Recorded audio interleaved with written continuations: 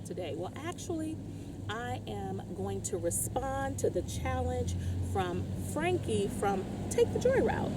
And she put out just a little small challenge to have some of the people that follow her basically answer 4 questions.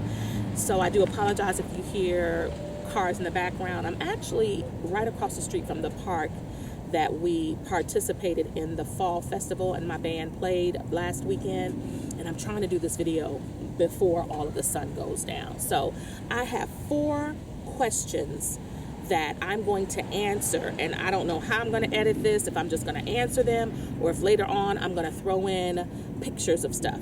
I doubt it, but we'll see. All right, so here we go. Here's question number 1. Oh, let me also say that this also came from originally Carol from Glorious Life on Wheels. So if I remember correctly, Carol from Glorious Life on Wheels had, I think, 3 panelists, and I don't want to say names because I might end up forgetting someone. So she had 3 panelists, and they were given 4 questions to answer.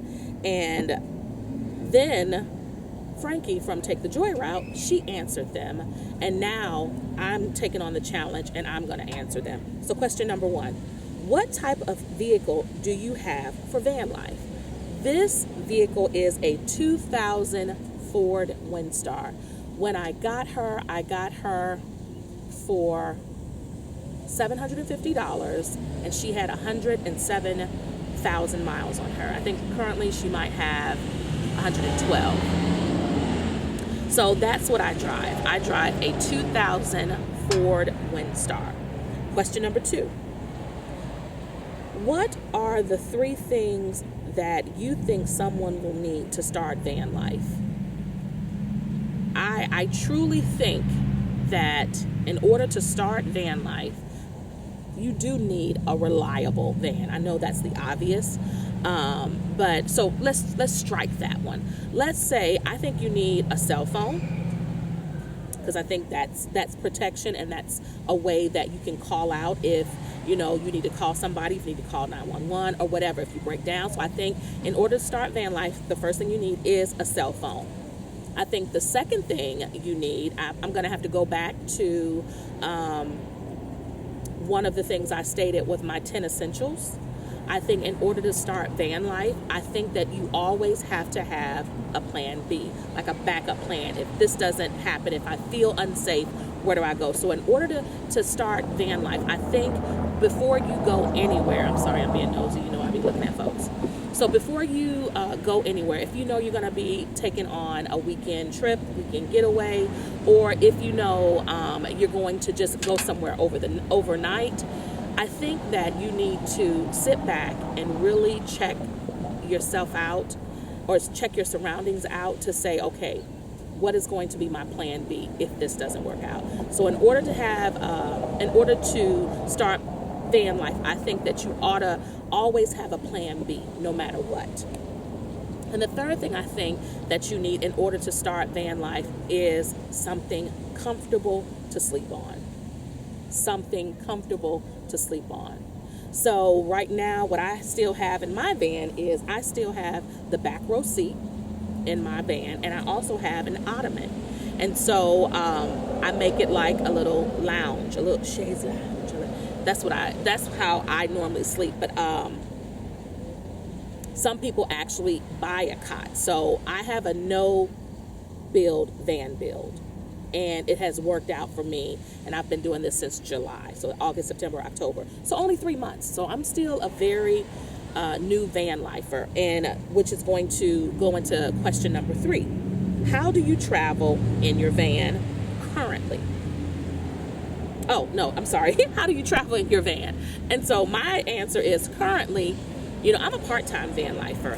I work every day, all day. So sometimes I wish I could be a full-time van lifer, but I only stay in my van part-time. And when I stay in my van, it is usually Monday through Thursday.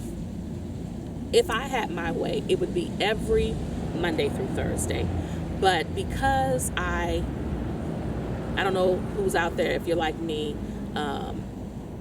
I don't like to leave my house in disarray.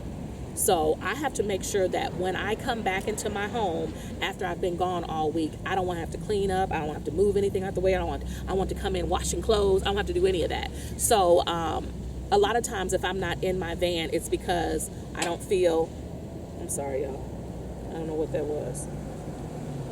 What is that? I think it's a spider web.